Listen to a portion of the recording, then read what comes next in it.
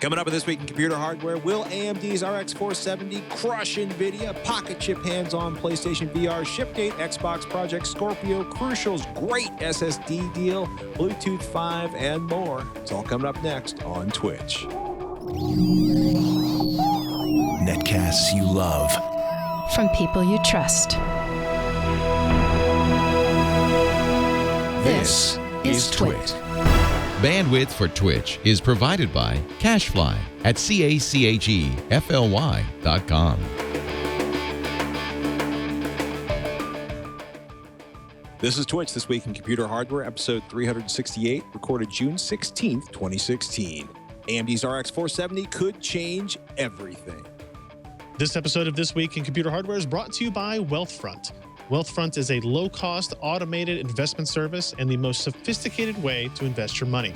Whether you've got millions or you're just starting out, visit wealthfront.com/Twitch and sign up to get your free personalized investment portfolio. That's wealthfront.com/Twitch. And by Tracker. Tracker makes losing things a thing of the past. Pair Tracker to your smartphone, attach it to any item, and find its precise location at the tap of a button. Visit thetracker.com, that's TheTracker.com right now and enter code TWITCH for 30% off your entire order. Welcome to Twitch, This Week in Computer Hardware, Twitch's weekly show that brings you hardware news. There you go. How about that, Ryan? That seems straightforward, direct, and speedy. I approve. All right. And we promise nothing but hardware news, no excellence, no awesomeness, no particularly useful insights. Yeah. I tease that's you true too. because it's fun. What a week. WWDC on Monday, E3 rolling all week. We have launch dates for Sony VR. We have so many games coming out of E3. We have updates on the 470. We have availability updates on the 1070 and 1080. The PocketC.H.I.P. I finally got hands-on with the portable device for the $9 chip PC. Nice. Xbox. What was the most interesting in terms of hardware from E3? We have the Xbox, the new Xbox. We have the announcement of Project Scorpio. Which is, it was kind of like the week of apologies for keynotes. My personal favorite basically being like, watch OS 3. It's the way the watch should have run when we launched it. Sorry about that. Then Project Scorpio, which is the Xbox One. Our developers wanted us to build, but we couldn't build it and launch the Xbox One. And the Xbox One's kind of returned to gaming because they've, a couple weeks ago, they were like, that DVR thing, we're not going to do that.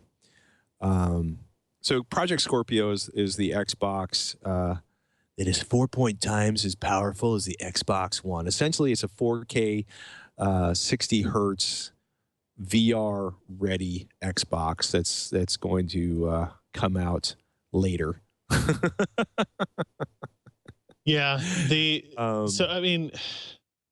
Scorpio is interesting because of how much more powerful it is, but you're right. Like in terms of timing, they're talking late 2017, like holiday 2017 is the release schedule for that. So we're 15 to 18 months away from that actually being a product. So yeah, I would hesitate to call it like an imminent release or say, hey, don't buy an Xbox if that's what you were planning on doing because of it. Although obviously, you have to know that if you buy an Xbox One or even one of the new Xbox One S consoles that they announced before the end of 2017, that you will be superseded relatively soon, I guess, in the world of console space. So if you are merely looking to update your Xbox One, the Xbox One Slim is coming in August.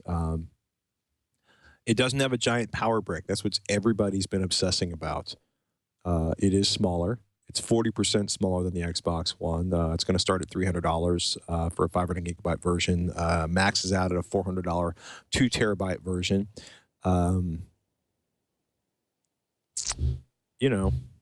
Yay. What I thought was interesting is there was actually the developer from I forget the company name now, but they did Gears of War 4. And he kind of came out and said that, yeah, the new Xbox One S, we are able to keep our dynamic resolution a little bit higher and keep frame drops minimized on the Xbox One S because of the additional CPU and GPU power. Whereas Microsoft kind of came out and said, no, there's no additional CPU or GPU horsepower in here. Any additional headroom that's built in is in order to support 4K video output and HDR output as well. So this there's is a kind little of the nightmare, right? Is that you have a split kind of console platform. There's right. the Xbox One that most everybody owns, and then the Xbox One that's slightly faster, and then the promise of an Xbox One that's going to be a serious game changer. And also, we haven't even talked about the idea that was being handed around that like this is the Xbox One Scorpio. It's like we're going to unite the clans. It's going to be the Xbox console. It's going to be Windows 10 gaming. And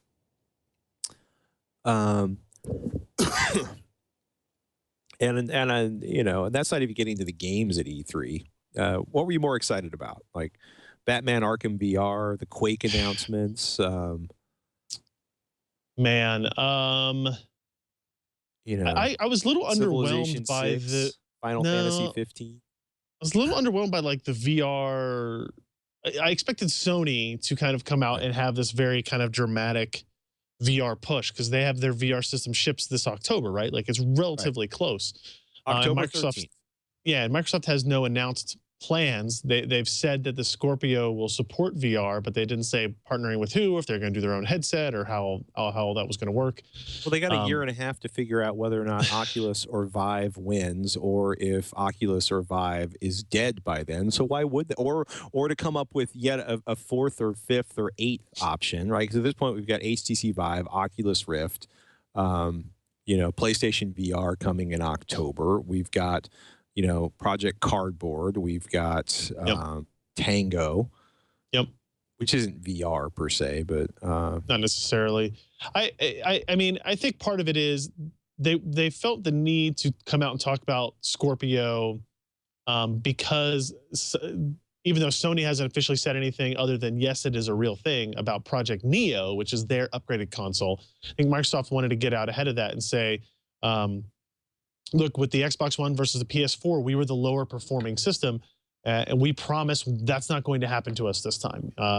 And they're kind of making the assertion that that Scorpio, when it comes out, will be the most powerful console on the market, right? And the PS4 Neo system will be out before that, so it makes sense that whatever hardware they integrate into it would be a little bit faster than what Neo has. But I don't think they wanted to say too much about Scorpio because they have a year and a half to sell Xbox Ones and Xbox One S's to people, and you don't want to undermine your own sales as dramatically as you can, I guess, right? So they lowered the price. I think the Xbox One now, the regular one, sells for $279 at retail now, so that's a pretty substantial. I mean, I think it's only like $20 off, but like when you're under $300, it's kind of a compelling option. But they, in terms of VR, they're the only major gaming platform that doesn't really have a VR specific initiative announced and functioning, right? And then even if you look at HoloLens, that's an even further out product that has questionable gaming applications in the long run, and it's not really an Xbox accessory like the way PSVR is. So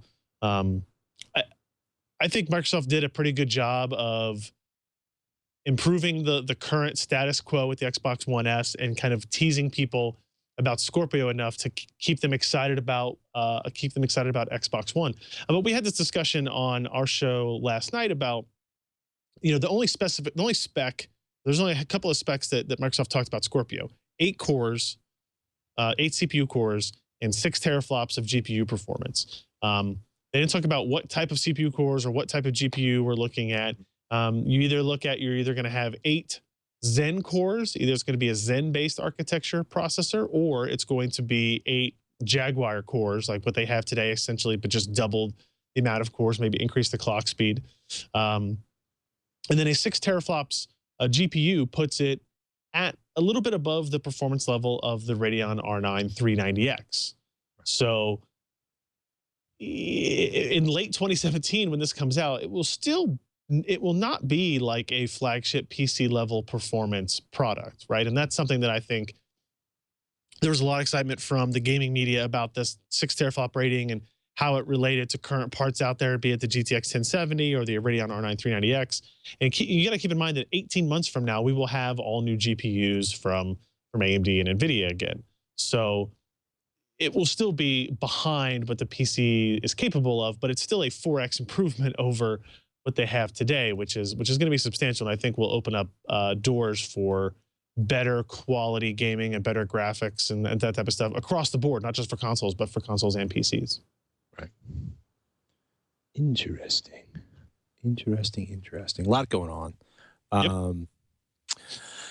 WWDC.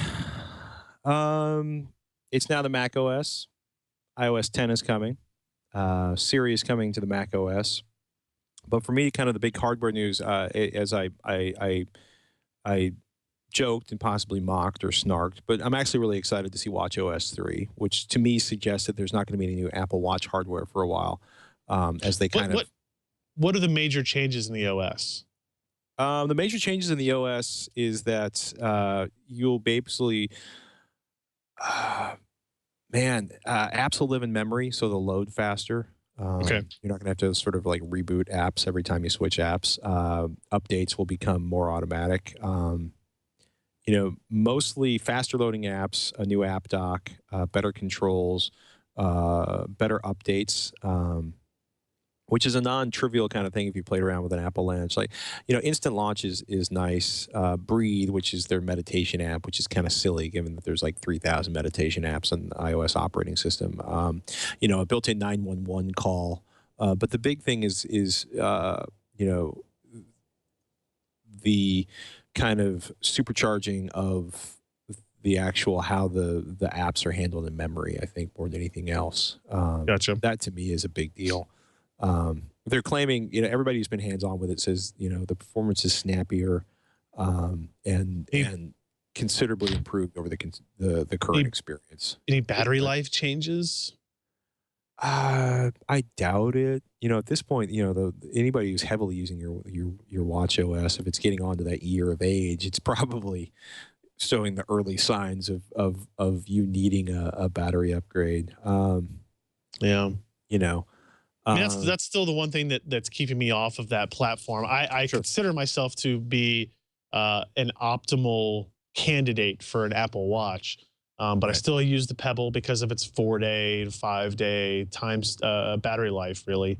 But I think I would like the functionality, the added functionality. I was kind of hoping they would announce a new watch with some either added functionality or extended battery life or something like that to give me an excuse to try it.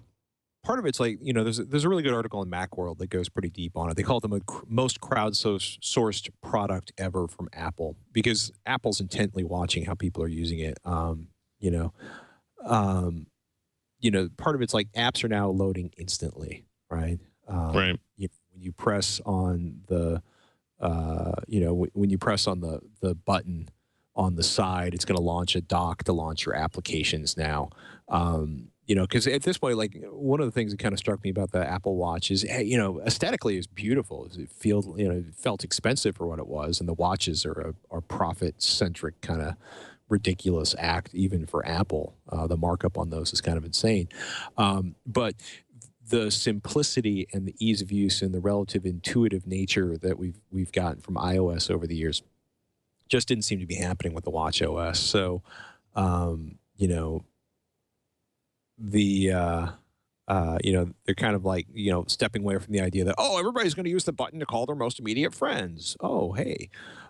Instead they decided to, change the functionality of that. So I'm sure there's going to be a minority of people that are going to be incredibly frustrated because they're the 8 people that actually, use that to call their friends or initiate contact with their friends. Glances are being incorporated into apps. I think it's going to be a much more functional device with watchOS 3. Right. Simply making the apps launch faster will be such a huge improvement on the experience. Fair enough. I don't know. At that point, I might actually be wearing it enough to be able to make an intelligent statement on whether the battery life is longer. The other interesting thing, Ars Technica was one of the first sites to talk about this. That it looks like the A5 processor is pretty much off the map for iOS 10. They've been doing updates. Apple's official press release says the iPhone 4S, iPad 2, iPad 3, iPad Mini, and 5th generation iPod Touch will not run iOS 10. Oh no. Well, given that the iPad 1 was pretty much in the lifeboat until iOS 9. Maybe it wasn't quite that far, but it felt like it. But right. there are A5 system on a chip powered devices that were still being sold in 2011. So basically the last of the Steve Jobs hardware is no longer being supported by the operating system. But 5, 5C, 5S, 6, 6 Plus, 6S, 6 Plus, and SE, iPad 4, iPad Air 2, the iPad Pros, iPad Mini 2, and the 6th generation iPod Touch will all get iOS 10. So anything older than that, Apple says, you're done. Thank you. Thank you for sharing. I think we still have an iPad Air 2 in frequent use in my household, so I'll have to keep that in mind. The iPads my boys use when we travel are both iPad 1s because there's nothing we've run into that they can't do right. That they can't do without an iPad 1. That said, it may finally be time to upgrade their iPads, especially given that we're about to spend a week in the car in the near future. Well, definitely then. I don't know. Was in terms of hardware this week, was Project Scorpio probably the big deal that came out of E3 and WWDC? Because WWDC is really about software now and the operating system side of things. Yeah, I think Scorpio was probably the most interesting hardware infra stuff that came out. Everything else at E3 was, hey, VR demos, new software applications. Oculus was showing their touch stuff again, but it was all kind of things that we had seen before. So, yeah. I'd say the not talking about Project Neo, but then yes, talking about Project Scorpio was kind of the interesting shift from Los Angeles this week. Yeah, we had a shift, people. Oh my goodness, we have a lot coming up. The PocketC.H.I.P review, the sneak peek of the RX series, the RX 470 benchmarks that are leaking, and SSDs getting 1,000 times faster. But first, ladies and gentlemen, let me take a moment to thank Wealthfront. This episode of This Week in Computer Hardware is brought to you by Wealthfront. You invest for the long term. If you're not, you should be. For you, for your family's financial health. But investing can be pretty scary. Investing in the right way, it's complex, it's time consuming. Luckily, there's Wealthfront. Traditional advisors, they charge huge fees, between 1% and 3% of what they manage. They do that every year. And with Wealthfront, you pay 1/4% a year. That's 25 basis points. Zero commissions, no hidden fees. We're talking about less than $5 a month to invest a $30,000 account. That is nothing. There are no additional charges for any Wealthfront services.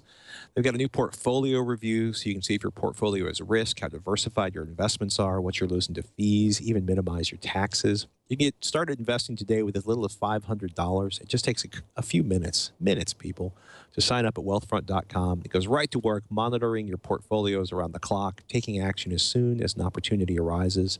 It's transparent. It's accessible.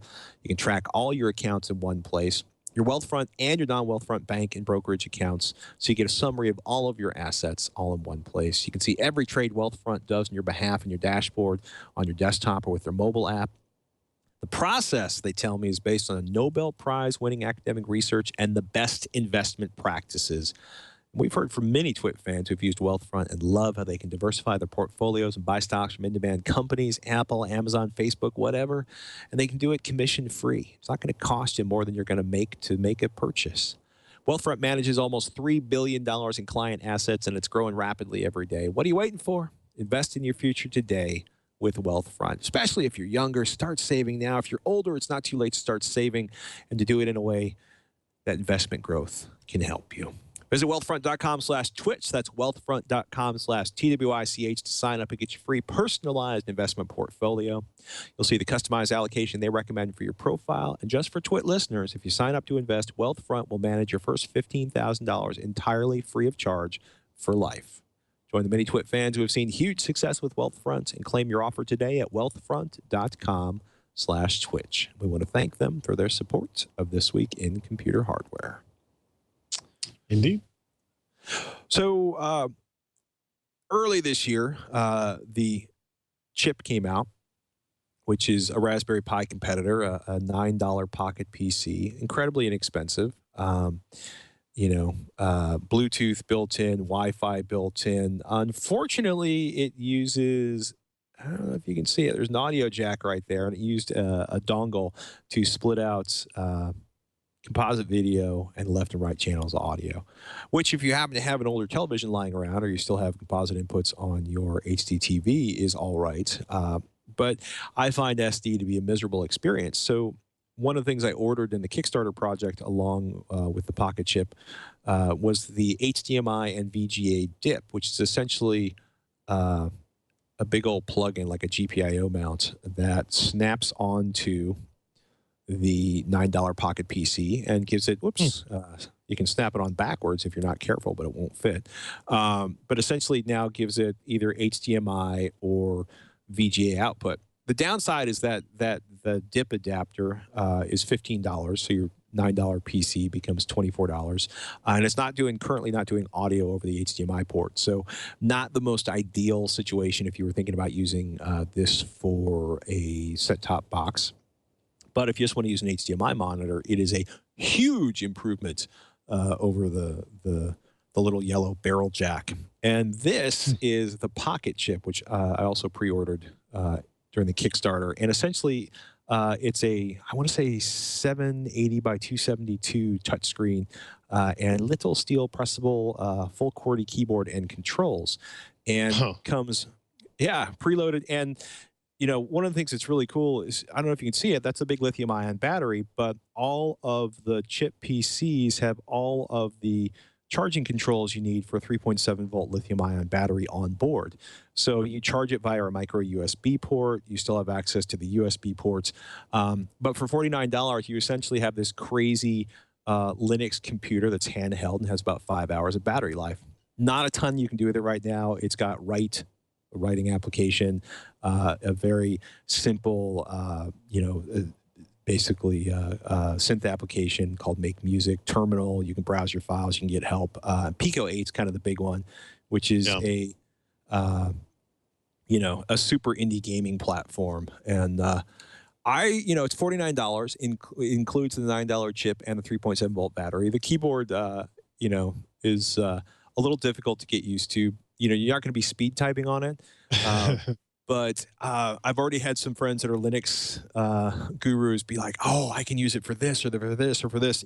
Me, of course, I'm already trying to figure out how to get a FLAC player onto this because, what I really need is something that's like 3 times the size of my current portable audio player that costs $49 because I roll that way. GPIO pins across the top if you want to attach external devices to that and sensors and stuff. I think it's cool. They're kind of whimsical. Of course, I don't have a pencil or a pen on my desk now. Oh, I do have a pencil. They have a pencil and pen stand built into it, those little holes there, Nice. which made me laugh really hard. It's fun. It's $49. Yeah. You can pre-order them. So I'm just starting to get into, punching in some stuff into this to see if I can get an audio player into this because I want to put an audio player in everything. GetChip.com is the website, and if you order now, they're shipping them in July for $49. And if you pre-order them in your Kickstarter, it should be showing up now. And the CH.I.P $9 PCs are also currently in pre-order. They're doing another round of those. You will have to buy a power and an AV cable separately. But and if you buy those now, those are shipping in July too, as they finish off the last of the Kickstarter orders. But HDMI dip for the $9 PC. If you found the analog video output on the CH.I.P PC frustrating, get the VGA or the HDMI adapter. It'll change everything. Everything. I'm just saying. 1080p, 30 hertz. So it's going to support your 1080p TV, no problem. Yeah, that's or your cool. 1080p monitor. RX series, Sure. 470, 480, 460. Scott Michaud's got the write-up. Are we more excited at this point? Because the entire, I should have said, actually, this, I don't think this was more exciting than Scorpio, but these were kind of dropped at E3's, at E3 this year. Yeah, so these were at the PC Gaming Show, which is a thing kind of co-hosted from PC Gamer and AMD. They basically showed a sneak peek of two other products. We've already talked about the RX 480, right? And what it will offer at $199. The 470 and the 460 are cards a little bit lower than that on the product stack and performance stack. I think one is rated at 75 watts and one is rated at 110 watts or so. They didn't really, like, AMD didn't go into more details than that, right? They didn't talk about estimated performance. They didn't talk about release date. Just that these were two other low-cost products coming. And then they did show off Doom, the new Doom, playing on the AMD Zen processor bring-up system, right? So very, very, very early stage of the Zen CPU. Just kind of showcasing, yes, we can run an operating system, we can run modern games, and here it is. But, you know, again, not talking about performance, not talking about clock speeds or anything like that, just showing that, hey, it is up and running. You know, the 470 and the 460 are interesting products, mostly because, you know, we know the 480 is $199. So both those cards have to be under that. You know, maybe 149 and then $99 or something like that, just kind of guessing. And they, if they're as aggressive with performance and pricing as we think they are with the RX 480, then the 470 and 460 could be pretty interesting products. But just, you know, a picture of the CEO holding up two cards doesn't really help us with anything, right? We kind of already knew these weren't going to be HBM parts. They're GDDR5 parts. You can see a little bit of the display output connectivity if you're interested in that, in terms of how many display ports and HDMIs you get on those. But they didn't even show a cooler on the RX 470, right? They just showed a bare card. So a little bit unknown on what the cooler will be on the RX 470, I guess, when it ships as well. But, you know, nothing dramatic here in terms of what was officially released, but maybe more interesting is what kind of was unofficially released from that event as well.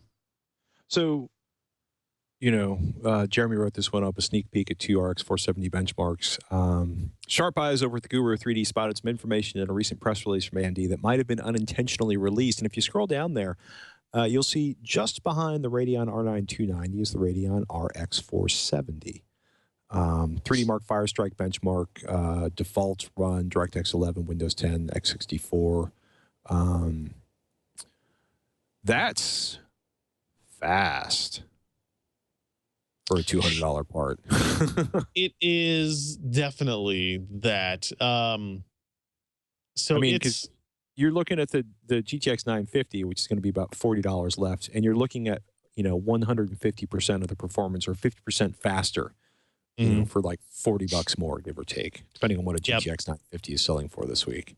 So if this ends up being $150 for the RX 470, then it's, you know, it's within striking distance of the GTX 970 above it, right? Which is currently, well, it was priced at $329, but now that's obviously come down as the 1080, 1070 prices have come out. But again, it's very aggressive on AMD's part if these performance numbers hold up to be true, in terms of kind of shaking up the landscape of what current people, or what is currently available to people on the market, right? The fact that a $150, 110 watt part may be faster than your GeForce GTX 780 is an interesting discussion to have, right? Because it wasn't that long ago when the GTX 780 was a flagship level part. So that's awesome. And I mean, if you look, two cards above it is the GTX Titan in that graph. So again, it's a little bit of an older part, right? But again, if you're looking at people who are upgrade bound, or, you know, you're like, hey, I want to build a budget machine. Oh, this also happens to get the same performance as the GTX Titan did from when it was released 2 years ago. it starts to become an even more impressive potentially impressive release by AMD. Well, this, I mean, we're in total speculation mode, right? But we're looking at currently, you know, a GTX 970 is still, you're looking at, you know, $290 up to $350, but you know, $290 for a run-of-the-mill GTX 970. Yep. And if they can get that close to a GTX 9, and the 480 is the $200 card, so we have to assume the 470 is, you know, $170, $150. We don't really know until it ships, but less than $200 if they're delivering, you know, 85, 90% of the performance of the GTX 970 for less than $200, that's huge. Yeah, I agree. So we wait with bated breath. Actually, while I'm in Amazon.com, let me do our weekly check. GTX 1070, $575. GTX 1080, $800, which is a polite way of saying that they are not shipping in volume yet. What's the MSRP on a GTX 1080? The Founders Edition is supposed to be $699, and there are supposed to be other cards available for $599. Yeah. Yep, they're not shipping. Not there. Not there. Yeah, the stock issue is such a pain in the butt to deal with, right? Because it's impossible for me to know how many they are shipping and whether or not the problem is that they don't have many to sell, or the problem is that they have a pretty good amount, but the demand is still outstripping it. And you can get into all kind of complicated debates about the business theory behind it, right? The ideal thing as a business is to create the exact number of parts that people want to buy, so you don't ever have things sitting in a warehouse deflating the value, and you don't ever have shortages where people want to buy something from you, but you don't have a product to sell them. NVIDIA is not going to tell us exactly where they are in that arc, I guess, because neither of them are particularly good for them in the long run from an investment standpoint. Either you're not making enough and you can't produce enough, or you weren't smart enough to produce enough, I guess, right? So from their standpoint, it's a lose-lose to talk about what they're selling. But I think it's better than the alternative, which is to have a bunch on shelves sitting there, I think, not being bought. So it sucks for consumers, but I don't know. There's also the sort of theory that, you know, with consoles is that, you know, you release 50% of your anticipated demand, so you sell out as a proof of how popular your console platform is, and then you sort of trickle them out after that point. When an iPhone comes out, they're hard to find for some number of weeks after launch. And when that is the case, we don't say, oh my gosh, Apple screwed up, or that they're falling behind, or that they you know, didn't make enough, or they couldn't produce them in mass quantities. And instead we just kind of say, wow, they're so popular. Now, whether or not that is something that can be like applied directly to the GTX 1080 is hard to say. Or maybe we just have a double standard where Apple's products are automatically assumed to be insanely popular. Yeah.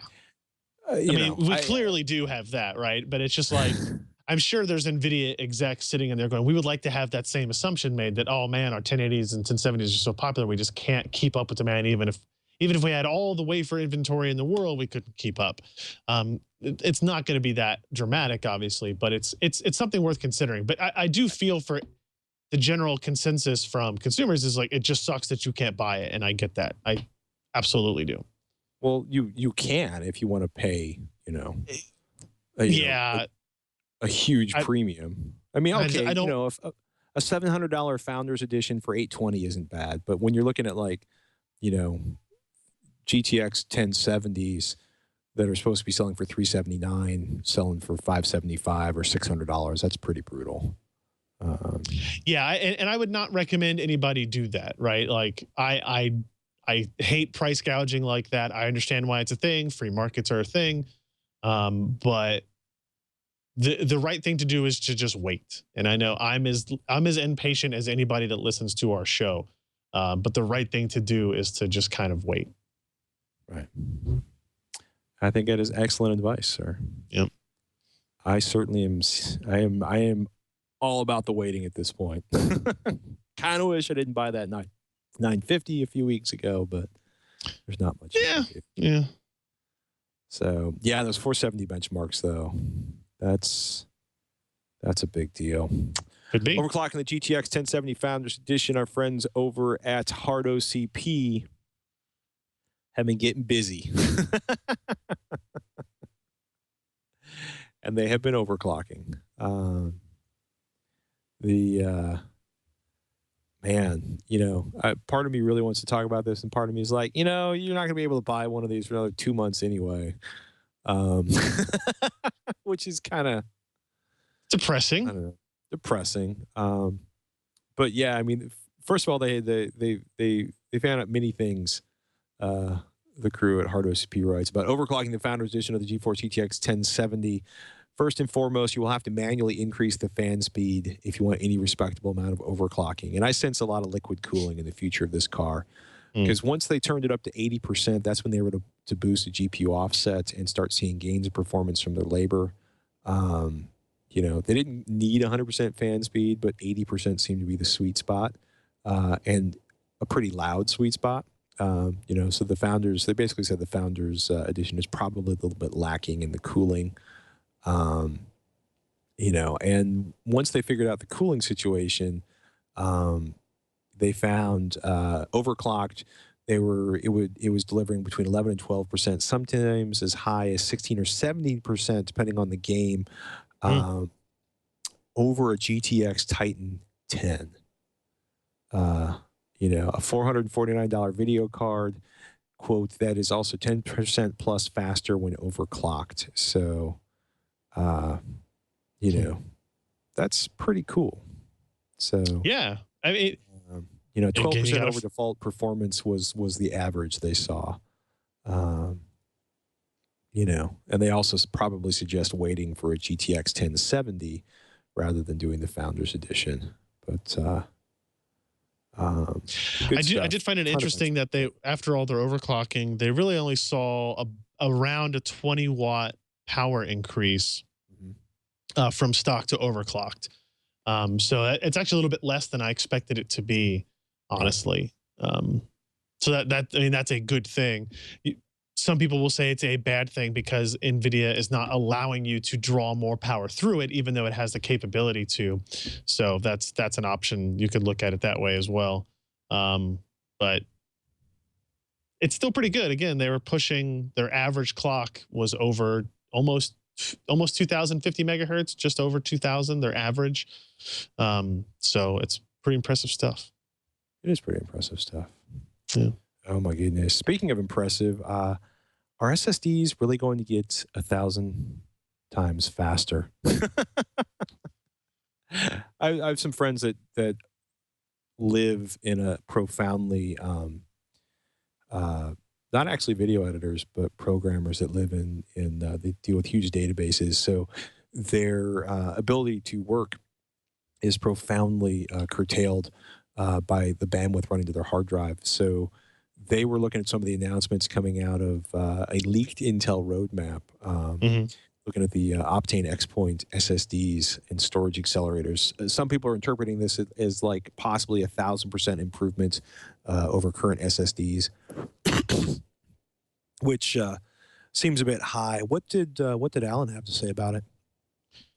So I should also call them Crosspoint and not Point, because I keep calling them X-Point, but they are Optane Crosspoint SSDs.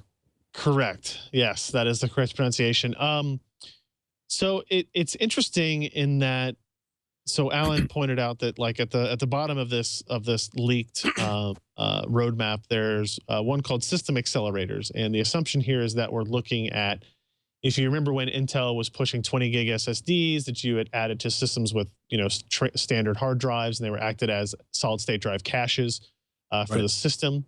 The idea here would be is you would have an Optane based, crosspoint based accelerator for essentially the same purposes, right? This could, in theory, this could be an accelerator for a hard drive based system or for an SSD based system as well, just because crosspoint is so much faster than SSDs, though obviously it makes the most sense still to accelerate, any systems that want to use legacy hard drives for capacity reasons. And if you look at it, they're actually showing PCIe Gen 3 by 2 for the first generation, and then PCIe Gen 3 by 4 sometime, probably it looks like in the second half of 2017 or second quarter of 2017.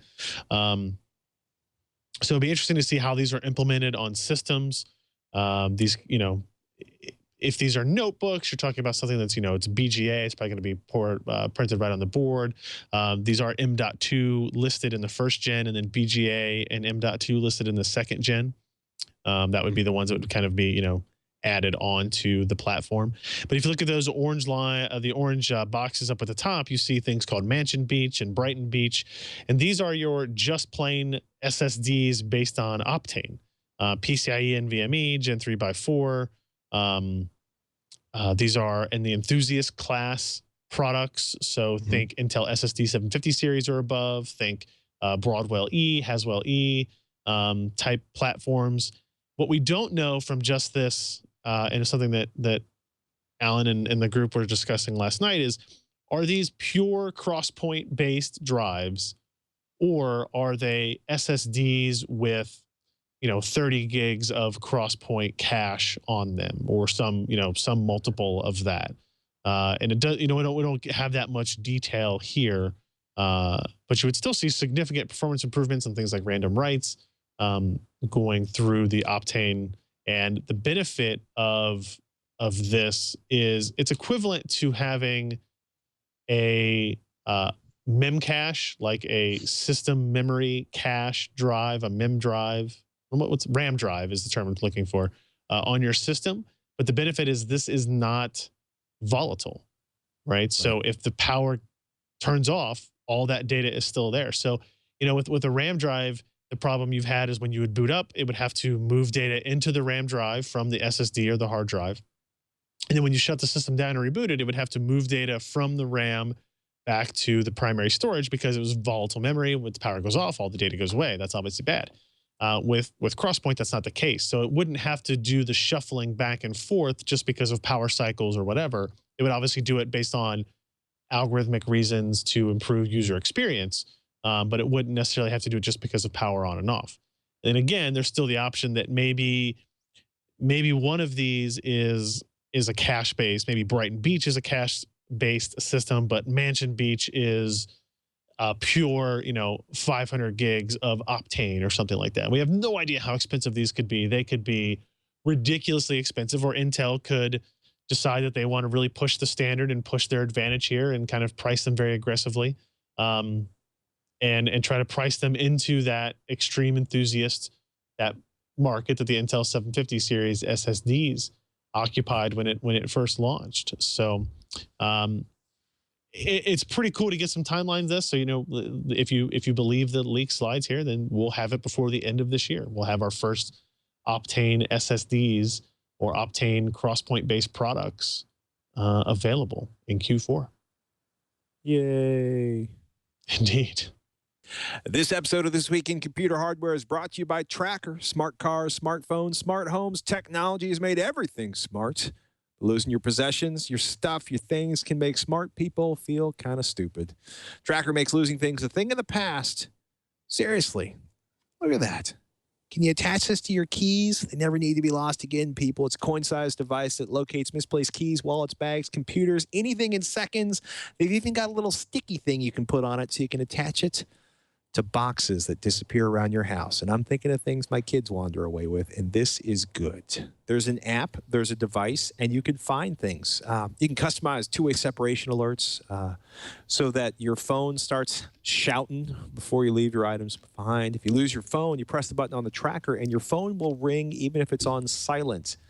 That alone makes a tracker worth buying for a lot of people I know.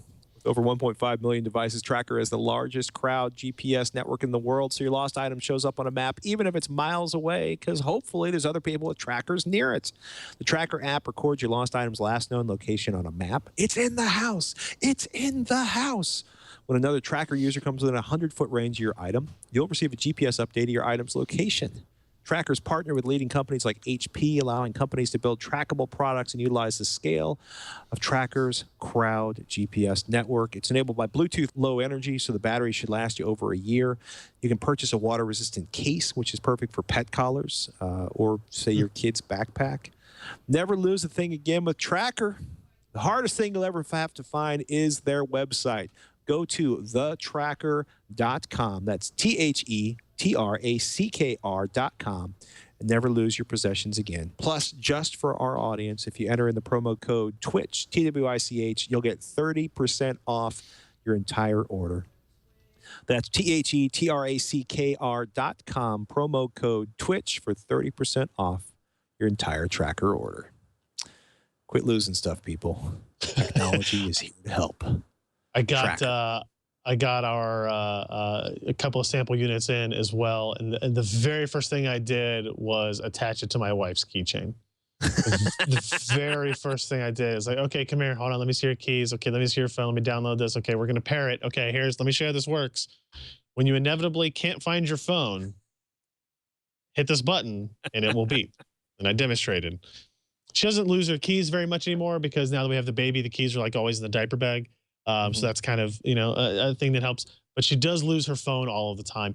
And it even will give you proximity in the app based on kind of the, like, you're getting hotter, you're getting colder type thing as you walk around the house. So it's pretty cool too. So you can buy these in bulk and they're relatively cheap. I think it's a pretty interesting thing. I've got one attached to my keys now and to my backpack,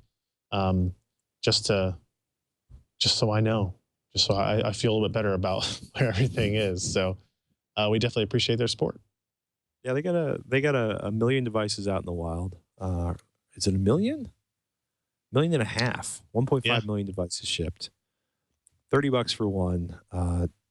Buy 3, get 2 free. So 5 for $89, and we can score you 30% off that if you go to thetracker.com. Go to thetracker.com and use TWiCH when you check out to get that 30% off. Crucial MX300 3D NAND on a budget. Every time I see a new SSD review from Alan, all I can think is it going to replace the Samsung 850 as his recommendation? Yeah. For, pricing's good on Crucial. Good overall performance, really low cost per gigabyte. We're looking at a 750 gigabyte drive for $200. $200, 3-year limited warranty. Higher write QD and overall elevated read latencies when the drive is written to capacity. So when you fill it, it's going to slow down in a big way. The latency percentile testing revealed. But if you have been waiting to buy an SSD for a cheap SSD that's big, man, this is in your sweet spot. Yeah, there's something about this. So they're going to release it other capacity, but they're only launching it with the 750 gig, $199 price. And there's something fun, like there's something about that $199 price tag that makes it more appealing to me. Like the 850 Evo is still a very competitive part, but it sells in a 500 gig capacity for 130 something, I think 140 maybe, and then the 1 terabyte version is like 309 or 320. So you have this pretty big gap that this Crucial drive fits perfectly in. And I sit there when I'm like building systems for our GPU test beds. I go, oh, no, 500 gigs. If you think about it, there's not that many games, and we download a lot of games. And sometimes I want to have all of them on there at the same time. But 1 terabyte, man, $300 is a lot for an SSD for a test bed. And all of a sudden, this shows up, right? And you're getting this $199 price point. Right. It is kind of perfectly positioned. I don't know. It could just be this thing in my head that nobody else really matches up with, but it kind of fits in perfectly. And it performs way better than the MX200 did. 300 still seems like a lot of money for a hard drive, right? But you know, a Samsung 850 Evo, you're looking at, you know, a 500 gigabyte drive is 150, and 1 terabyte drive is you know 300. That's essentially double the cost. But this fits in 199, 750 gigabytes. That's a lot of space for most people. I think it is. Yeah. That's smart. I like it. In fact, I have the Amazon page open right now. We'll just close that for the moment because I'm thinking about a machine right behind me that needs a new right there. Use new SSD. So yeah, Crucial MX 300 available now, $200 for 750 gigabytes. That's pretty awesome. Yeah. The Bluetooth 5 spec has kind of been pre-released. You know, and we should point out, right, the fourth version of Bluetooth was released like 6 years ago. I think most of us started running into it in real-world devices like 2 years ago. There's a long sort of like Bluetooth specs are released, and then much, much later they start showing up in devices. You know, but, you know, Bluetooth 4.0, you know, is pretty much the focus on low power. You know, the original article of PC Pro has been corrected that double speed and quadruple range for low-powered Bluetooth connections, which is huge, and that certain devices will be able to operate without pairing. So it's a very Wi-Fi-ish kind of situation. Beacons and location-based services, and I think we'll find out more. Actually, the event's going on in London right now. Discover Blue, kind of the celebration and launch of the Bluetooth 5.0 spec. But this is kind of exciting. You know, Bluetooth was kind of dead, and the idea of a personal area network was kind of dead other than headsets. And then I feel like Bluetooth speakers and remotes and consoles kind of brought it back to life. Yeah. But I'm really curious to see if Bluetooth 5.0 delivers on the promise, and also how long it's going to take before it starts showing up. Because this is basically the core specification. You know, quadruple the range, double the speed, increase data broadcasting capacity by 800%. Right. So that's a lot of percent. Promise. Yeah. Yeah. Yeah. I'm also kind of curious about the whole Bluetooth beacon thing and where that's going to evolve. But that's 8.2 billion Bluetooth products in use. There's a lot of big numbers at Bluetooth.com. That is a lot. Yeah, we'll talk about that 800% data broadcasting capacity at another time. But HTC OnePlus 3 is out in the wild. Probably the biggest change for OnePlus with the 3 is that you no longer have to know somebody. You no longer have to be connected, right? Because that was the big thing about the OnePlus, the first couple models from OnePlus, is that you had to get an invite. You had to get an invite probably from somebody that was, you know, already signed up or had bought one. CNET is incredibly enthusiastic about this phone.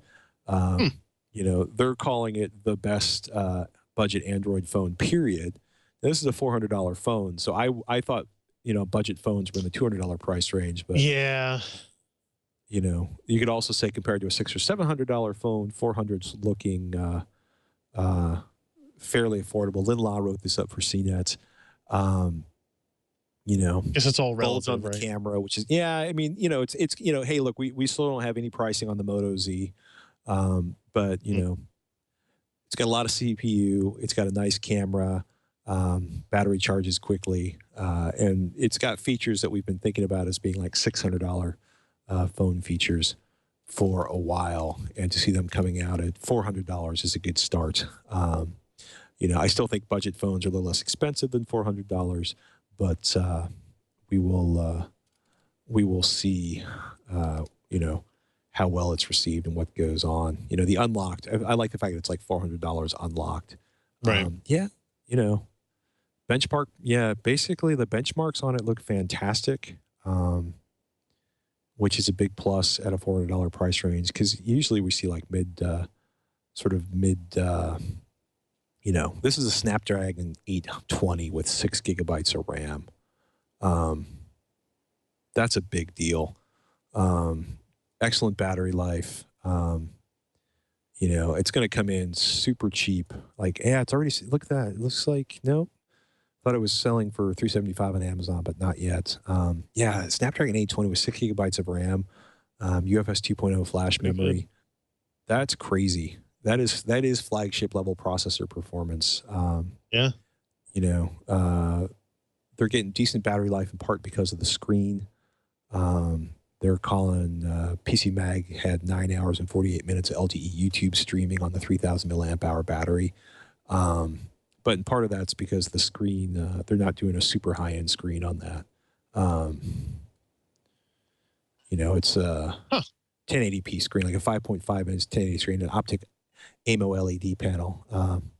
So not as bright as the OLED on the Galaxy S7, but very comparable to the HTC 10. I don't have an issue with a 1080p screen. I think Quad HD screens are excessive for handheld devices and chew up a lot of battery life. Right.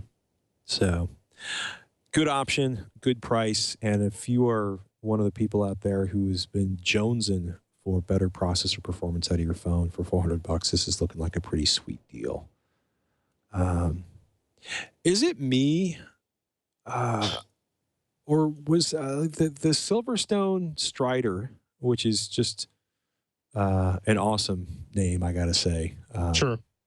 Whether you're a fan of the tactical knife or the character in the Lord of the Rings, Strider is just always an excellent name. But the Titanium Series 600 watt power supply unit, Lee Garbett did the review.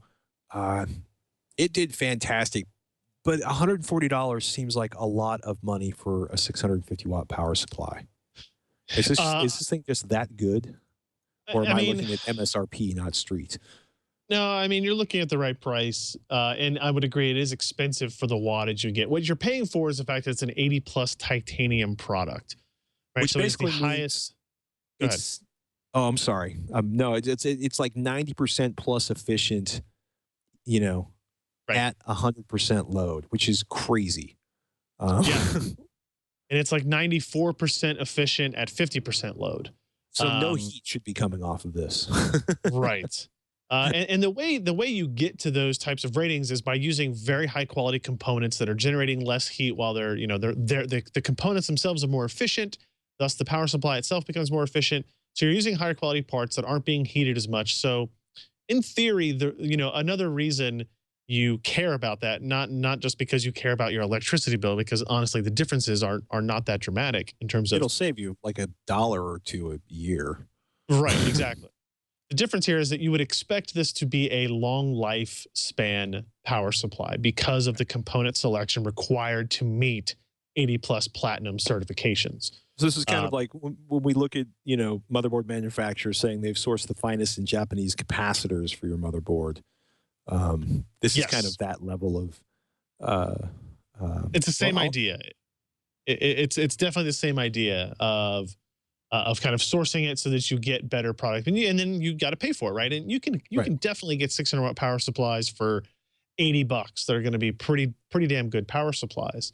And so you kind of have to have a specific desire for a power supply of this nature, right? Silverstone has made really good units for a very long time.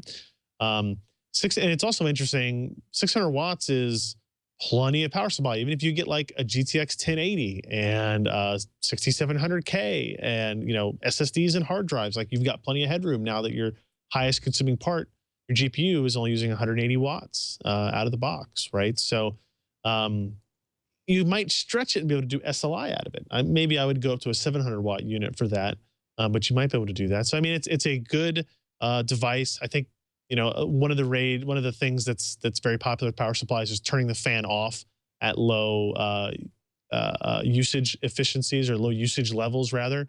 And Silverstone decided to not do that. They're just basically spinning it very, very, very slow when it's not really needed. And I think, again, if you want a power supply that's going to last a very long time, there's nothing negative about having a little bit more airflow over those components over the long haul. So it's a review definitely worth checking out. I do think it will be overly pricey for many people when they see the wattage levels. But it will be the best power you can get, and possibly the last power supply you need to buy. Yeah, it very well could be. Yes. I mean, modular cables. I part of me is torn between desperately wanting a power switch on it and being like, Yeah. I can yank the cable at the back. I thought it was a very Yeah, interesting I don't know design why they decision to wouldn't do not put a that. power switch on it.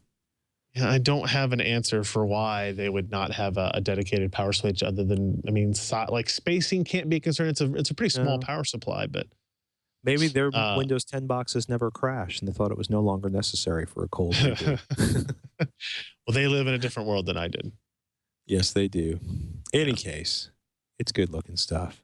Yeah. PCPer.com is a place to find all of Ryan Shrout all the time, except when he's taking care of his small child. You can find me at techthing.com.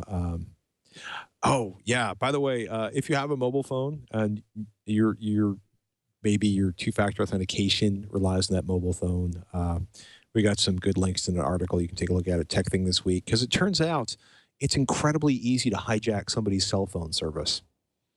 You can find more on that at techthing.com. There's a little extra security you want to do with your mobile phone provider to make sure somebody doesn't kind of walk off with total control of your phone lifestyle, which is even more terrifying than it sounds once you start learning about how easy it is. Some pretty high-profile victims at this point, including the CTO of the FTC. Yeah. Yeah. And if you're an Android user, good news this week. AT&T is bringing Wi-Fi calling to Android. Just want to leave that there. So, are you kind of gonna back away from video games for the week after E3, or are you just fully invested in Doom right now at this point?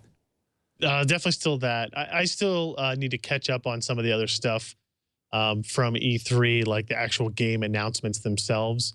So much like our TD, I was still checking out press conferences and that type of stuff. So I want to see what the games that were announced and shown and demoed and allowed to be played were like. So that's probably, if I have some free time over the weekend, I'll probably watch some of that coverage from other outlets. But other than that, it's time now that I have working air conditioning in the office again, which I haven't had all week. It's back to testing video cards. It's very difficult to test high performance graphics cards when the ambient room temperature is about 88 degrees Fahrenheit. So that's problematic. Yeah, it's uncomfortable as well. With that, ladies and gentlemen, stay cool, be safe, go to the dentist every so often, and keep watching This Week in Computer Hardware. I'm Patrick Norton. I'm Ryan Shrout. See you next week.